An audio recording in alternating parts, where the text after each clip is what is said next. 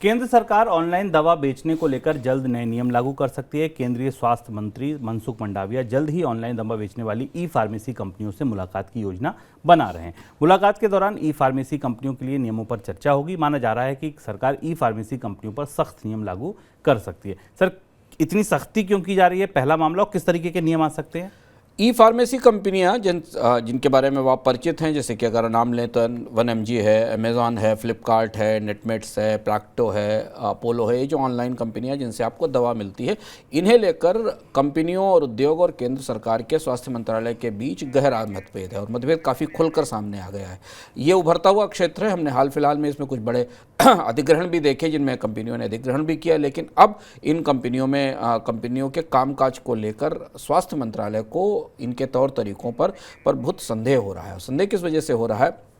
DGCI ने, जो director general of drug controller of India है, उसने 20 अलग अलग ई फार्मा कंपनियों को हाल फिलहाल में नोटिस भेजे थे इस साल की शुरुआत में, और उनसे ये कहा था कि जो वो बल्क डिस्काउंटिंग कर रही हैं अपने दवाओं पर, उसका तौर तरीका क्या है। ये कंपनियां दवाओं पर बाकी रिटेलर्स की तुलना में बड़े पैमाने पर डिस्काउंट देती हैं अगर आप इनसे दवाएँ खरीदेंगे। मिनिस्ट्री ऑफ हेल्थ इस प्रक्रिया से बहुत सहमत नहीं है। उसका मानना यह है कि ये बिजनेस प्रैक्टिस ठीक नहीं है। ई कॉमर्स कंपनियां इससे बाजार को भी बिगाड़ रही हैं और दवा की जो बिकने की प्रक्रिया है उसे भी प्रभावित कर रही हैं। इस नोटिस के बाद अब ई कॉमर्स कंपनियां कैसे संचालन करेंगी, दवाएं कैसे बेचेंगी, उनके पर डिस्काउंट कैसे दिए जाएंगे, इसे लेकर नए नियम लाए जाने की संभावना है। ई कॉमर्स कंपनियों ने इसका विरोध किया है।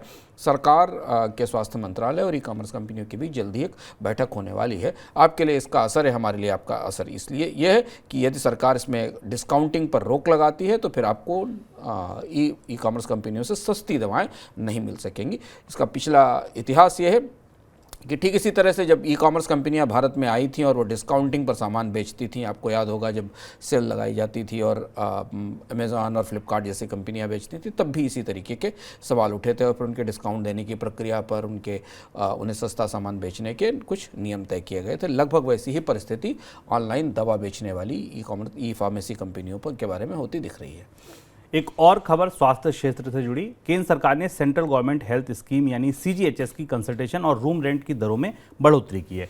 ओपीडी कंसल्टेशन पर फीस 150 से बढ़ाकर 350 रुपये कर दी गई है। इसी तरह आईपीडी कंसल्टेशन पर फीस को 300 रुपये से बढ़ाकर 350 रुपये कर दिया गया है। जनरल वार्ड में बेड की दर को 1000 से बढ़ाकर 1500 रुपये और प्राइवेट वार्ड में फीस को 3000 रुपये से बढ़ाकर 4000 रुपये किया गया है। सीजीएचएस से जुड़े अस्पतालों को इसी फीस के आधार पर सरकार की तरफ से भुगतान किया जाता है।